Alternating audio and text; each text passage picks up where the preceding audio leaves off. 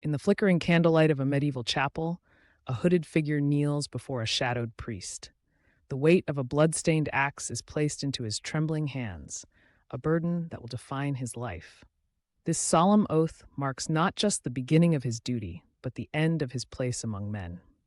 The executioner's path is one of isolation, where justice and morality blur into a single, unbreakable vow. The axe falls for the first time, its blade slicing through the air with a terrible finality.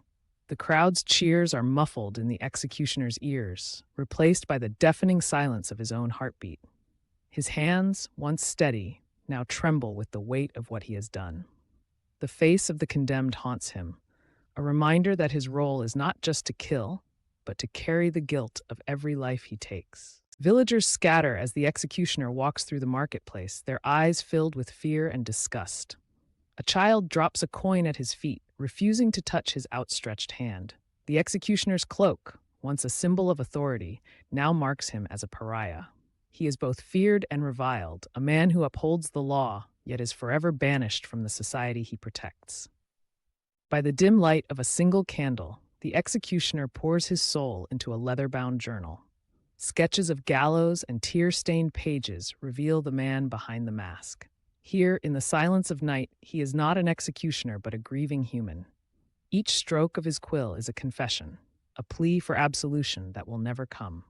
Under the cover of darkness, the executioner grinds herbs in a mortar, his hands skilled not just in death but in healing. A sick child's mother grips his wrist in gratitude, unaware of his true identity.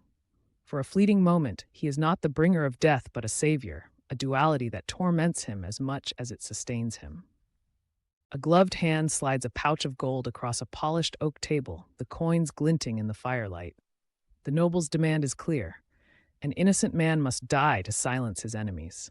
The executioner's axe lies in shadow, its blade a silent witness to the corruption of those who wield power.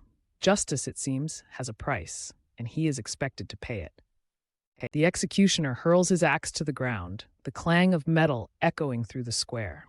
The crowd gasps as he denounces the noble's corruption, his voice raw with defiance.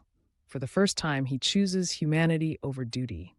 But rebellion comes at a cost. The very people he protected now turn their backs on him.